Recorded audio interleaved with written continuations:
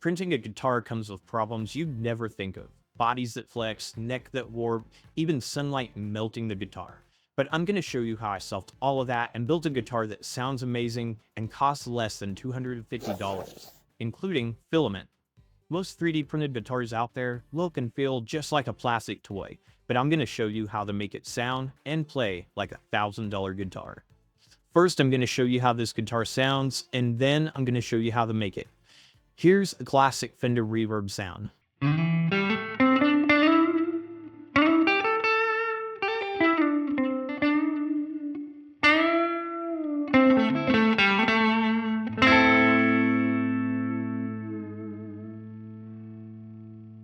And now, here's an AC30 with a tube screamer in front.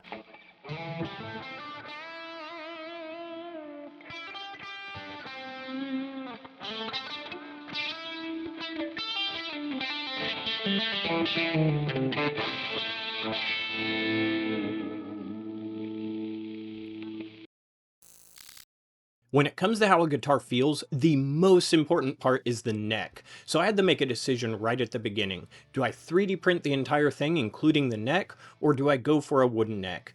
So I did a ton of research and I figured out that if I wanted to do a 3D printed neck, I really needed to have carbon fiber rods in it. And if I wanted it to be close to the stiffness of a maple neck, well, then I'd probably end up having to put 4 carbon fiber rods in it. Now all of a sudden the amount for the carbon fiber rods ends up costing more than the amount it would take to actually just purchase a maple neck. So to save both time, money, and to make this project a little more successful, I decided to go ahead and order this third-party neck. Now, we're going to wait on that to get here, and when it does, then I'm going to show you how to polish and level the frets. Because honestly, that's the part that really makes the guitar feel awesome. If you want this project to be a success, you're going to have to pick the right filament for the body. And every filament has different pros and cons. There's 3 common types that we see happen in these guitars. The first one is PLA or PLA plus. Sometimes we're going to count those as pretty close to the same thing. There's PETG, and then there's carbon fiber. That's carbon fiber with either PLA or carbon fiber in PETG. We're going to pretty much count those as the same thing. I'm going to instantly cross off carbon fiber from my deployment because you absolutely need to have a hardened steel nozzle to do that without just wearing out your nozzle very quickly. And I don't have that on my 3D printer right now. It may be worth it for you to try.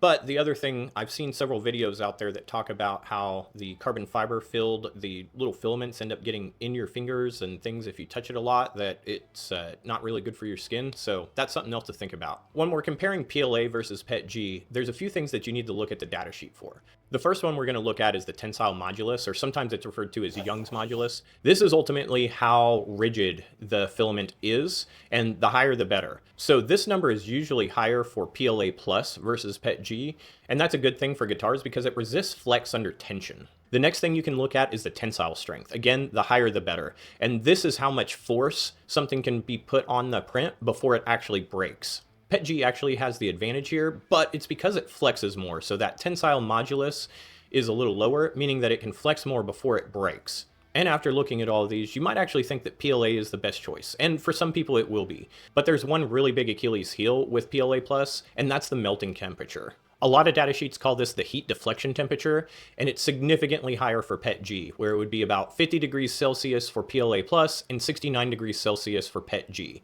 So that ultimately means if you end up leaving this in a hot car, or if you end up playing it under some really hot stage lights, you don't run as much of a risk of the PETG melting and starting to bend because it got too hot. And because of all these things, I ended up picking PETG for the filament that I was going to use. And to try and combat some of those issues, I actually ended up doing 100% infill on all of the areas that were under string tension, and that's mostly in the middle of the guitar.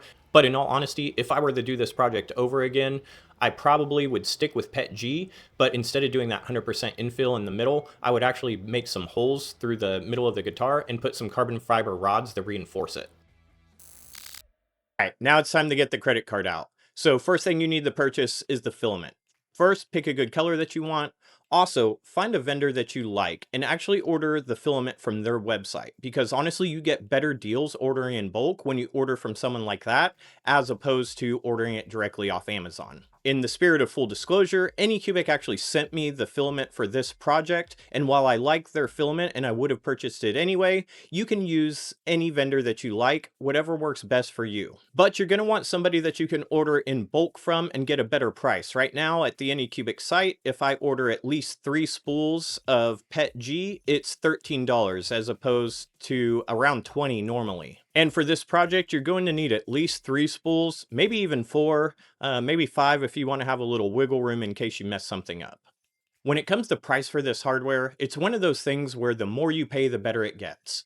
However, there is a little bit of a diminishing returns. So if you start purchasing the most expensive hardware that you can, you're only going to be able to hear a slight bit of difference. So for this build, I'm aiming for the best bang for the buck. And for that, I really like the stuff from Music Lily.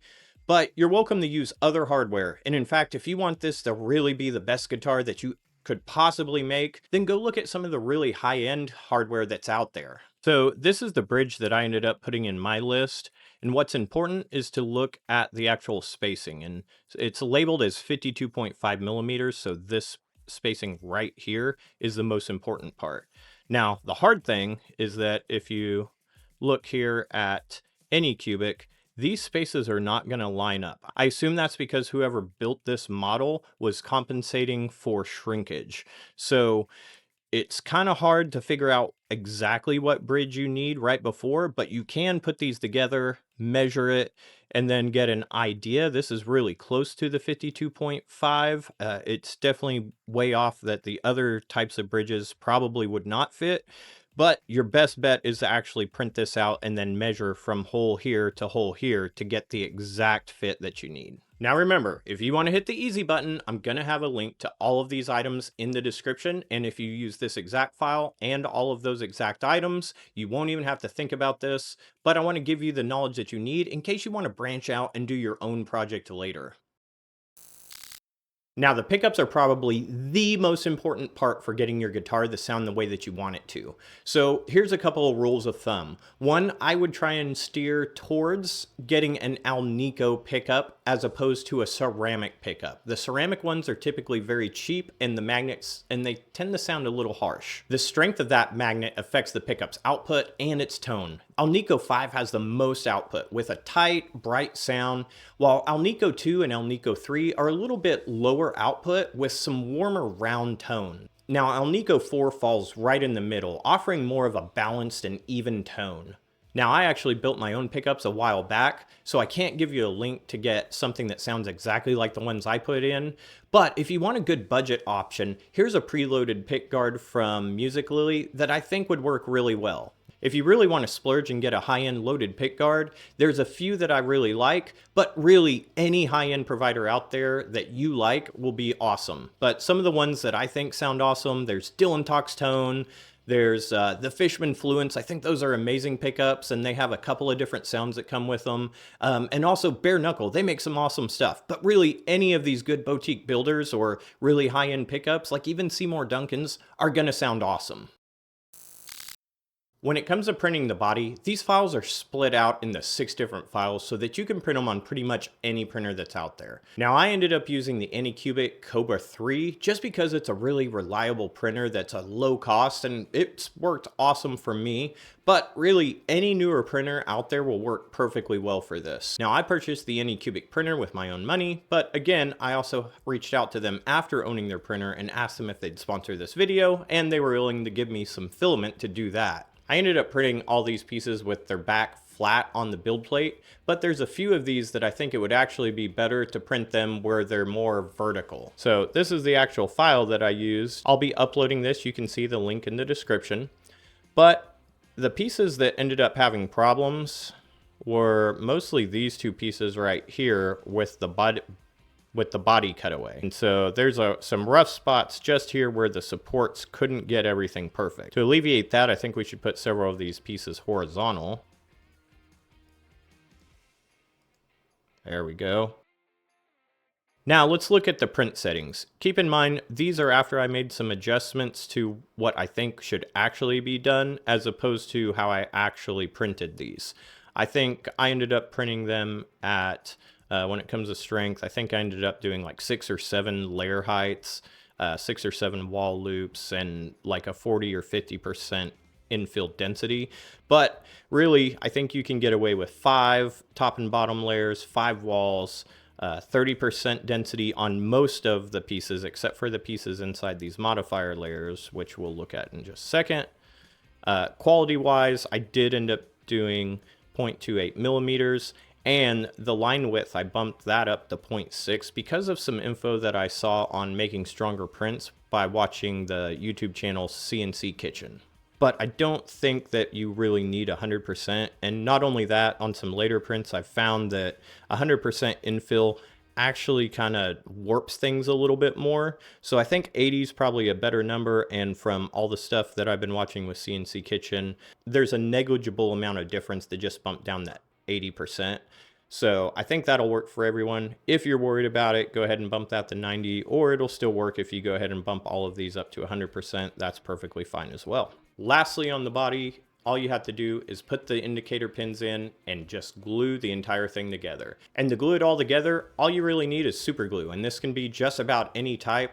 You don't need it to be extra thin or medium or thick or any of that. It doesn't matter that much because these pieces are pretty easy to get to. Okay, let's diagram out what's happening here and what we need to do to make this actually play well. So the first thing you have to do is level the guitar neck by setting the truss rod. So a lot of guitars end up having a neck that maybe bends a little bit like this. And this is exaggerated, it won't be that far, but you know, the strings come across here, and the neck has a little bow in it. And that makes it buzz right in here. We don't want that. It's also possible that it comes and does a back bow, right? So the strings would come across here with the frets like this. We don't want that either. We want this to be as close to straight as we can possibly get. And it doesn't have to be 100%, but pretty close helps. To do this well, you really need a notch straight edge. And you can tell there's a few spots where the light is coming through at the wood part of the neck. And what you want to do is make sure that the wood is perfectly level, because we're going to take the top off of all of these frets in a little bit. So it's important to get the neck, the actual wood piece, as flat as possible. And I can tell this one has a little bit of a back bow. So to fix a back bow, I'm actually going to turn the truss rod counterclockwise. And if you had it going the other way, where you had a front bow, you would turn that truss rod clockwise. Next, I'm using a regular straight edge just to see if there are any really egregiously bad frets on this. And as I come through, I'm looking for light at the very top of each of those frets. And I actually see one that looks pretty rough. So I'm going to look at that guy, and I'm going to mark it with a marker so that I know exactly which one it is later. Next, I'm going to go across the entire neck with a fret rocker, and you want to do this in 3 different spots across all the frets. And what you want this to do is have each side touch 3 different frets so that if one of them's off, it'll rock and you'll hear a clicking sound. So now I just have to go and do this across the entire neck, and I'm going to marker for any ones that end up being a problem. Now this fretboard had a few low spots, so it's definitely good that we're going to go ahead and level all of the frets. Now, if you don't want to go through all of this, this neck was probably close enough that you could have got by playing it without any major problems, but we don't want it to be good. We want it to be great, and if it's worth doing anything, it's worth overdoing it. Well, I like to put masking tape across all of the neck to keep the grime off of it, especially since this is a maple neck and it gets a little dirt and stuff that shows up really well. So I went through and put tape on everything. On the sections that the tape gets a little too long, use a razor blade to cut that off, but make sure and do it really carefully. Because as you can see here, I got a little too excited and made a little gouge in my neck. Whoops. Next, I like to take a marker and put a black line down the top of every single fret, so that way, whenever you sand it off with your flat fret sander, you know exactly when you've sanded off on every piece. And so what you do is you sand until you have a very little bit off of every single one of those frets. In fact, let's go back to the iPad and diagram this out again. Then all your frets on here, now they may end up being slightly different sizes because of reasons like maybe they didn't get pressed in quite good enough. Maybe one got hit with a fretting hammer a little too hard and it's a little flatter. but they're going to be close, but not exactly perfect. And so to set this up, we want this guitar neck here to be as flat as possible so that we can do a flatten the top of all of these frets and have it be kind of proportionate. So the idea would be we'd end up taking off the very tippy top of all of these frets, and you really only want to take off the very tip of the lowest fret that you have so that you can get these as flat as possible. And so what this ends up looking like is you've taken off the very tip of all of these frets. So you, like this one, let's assume it was the lowest and you just barely nicked the top of it. And then you barely got that one and that one and that one, right? And so now you have all these frets with these little flat domes on top of them. So to take care of that, then you have to go in with your file and you recrown the frets. And so recrown them, you kind of shape them back more like a circle and more like a triangle, but a little circular there, so that you both have frets that are exactly level, but also don't have these big flat areas on the top of them. I start with my 400 grit sandpaper on my flat leveling beam, and I'm not putting much weight on this at all. I'm using the sander to do most of the work. As I go through, you can tell that there's a few frets that the black mark is still on the top. These are the low frets, and unfortunately we have to sand all the frets that get down to the low ones. So I've got more work to do.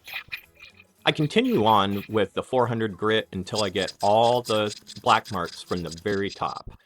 Then, once I get there, I can start sanding with other grits. The idea is to remove the scratches as much as possible without getting the frets too low.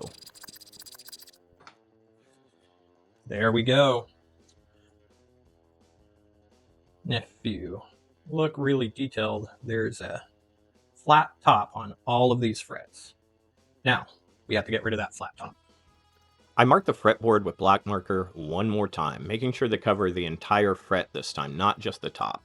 And the idea is the exact opposite of the last step, where you want to take your file and leave a very thin line at the very tip top. I use the StuMax Z file for this, but there are a lot of lower cost options that help crown these fret files. I'll have a link to a good one that I've used in the past in the description.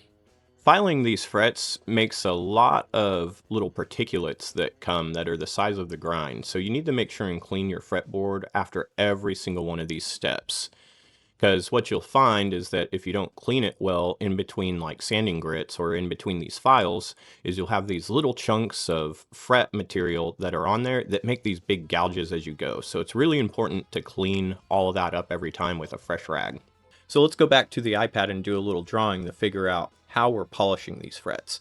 So let's assume we have one fret right here. Ooh, that is bad drawing, but you get the idea. So we've already kind of scratched off the top with like this 400 grit sandpaper.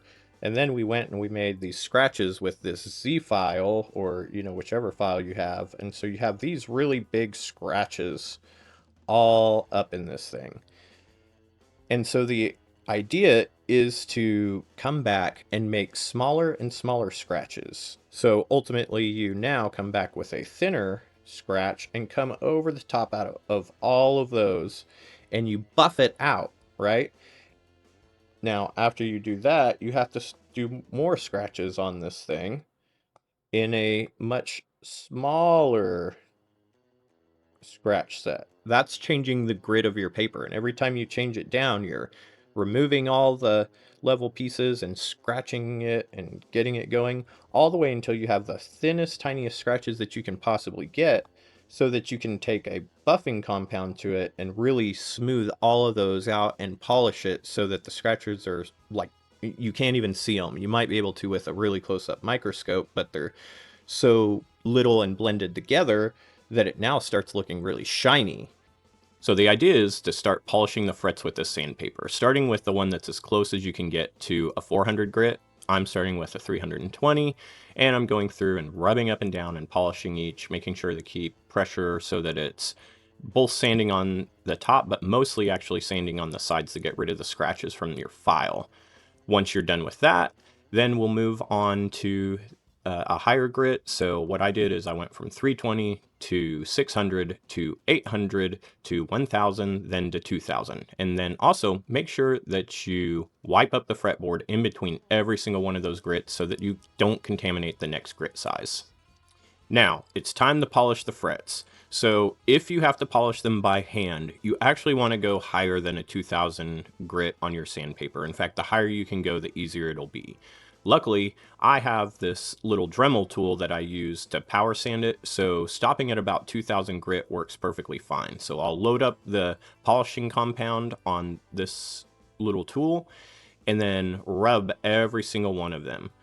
This is some fret polish from Fret Guru, and I think it works pretty well, but there's other options. You can really use just about any polishing compound as long as it's the right polishing level. And once I take a rag and wipe off the last of that polishing compound, you can see how shiny these frets look, and that makes them just a dream to play. It's finally time to unwrap the fretboard, see how good it looks. And once that's done, we can start installing the hardware. I use my straight edge to make sure all the tuners are perfectly straight, and then I mark the holes to drill out. Now, don't be like me, because I was a dummy and didn't mark the depth on my drill bit, so I ended up drilling through the top of the fretboard on this first hole. Luckily, it's not super easy to see, and it doesn't affect the playability. On all the next holes, I used a marker to mark the depth so that I didn't have that problem again. When installing the tuner screws, it's important to put either a little paste wax or some soap on the threads, otherwise these screws are so small and weak that you'll break them.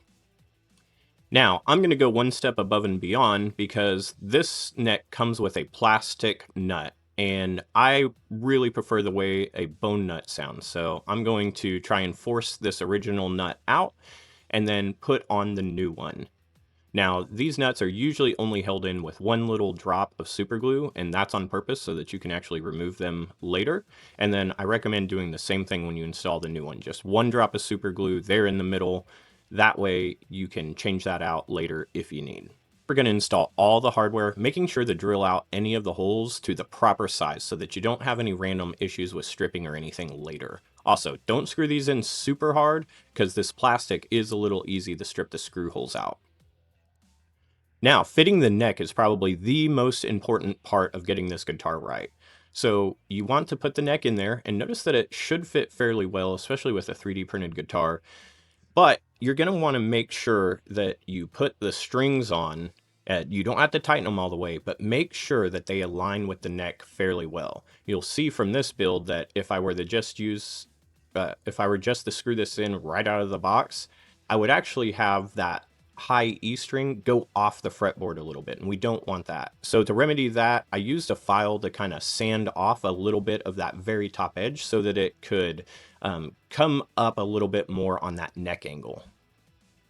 Now, hold the neck as tight as you can into the slot properly and try and get it aligned as you take a drill bit to mark the exact placement of those holes. This is really important to get this in the right spot because if it does not line up well, it is a pain in the butt to fix later. Next, mark the depth of your drill and drill the holes for the neck, making sure to stay as parallel as possible. If you have a drill press to do that, that's even better, but I'm trying to do this quick and dirty. Screw in the neck and then check and make sure the string position all looks good. Then you can put in the string trees. After that, it's time to start doing the setup of the guitar. So I like to do my string height at the low E string at right about 2 millimeters measured at the 12th fret. And I like to do it about 1.5 millimeters at the 12th fret on the high E string. But this fret ruler is super handy, makes it really easy to get it set up just right. Once you get the two E strings done, then you can use this understring radius gauge to make sure you get the curvature just right. Now it's time to set the intonation. And to do that, you need to have a really good tuner to make sure that things are as close as possible. But what you want to do is tune everything to the open strings like they're supposed to, then play at the 12th fret. And then you want to see what the tuner picks up at the 12th fret. If it comes sharp, you need to move the bridge saddle away from the nut. And if it comes up flat at the 12th fret, then you need to move the bridge saddle towards the nut. Then just repeat that for all 6 strings. Now we are getting so close. It's down to just doing the electronics. And if you do a pre-wired pick guard, then luckily you're only going to have 3 wires to wire up. There's the positive and the ground for the jack pin, and then there's also the ground for the back. Now it's time to button up all the last details and try it out.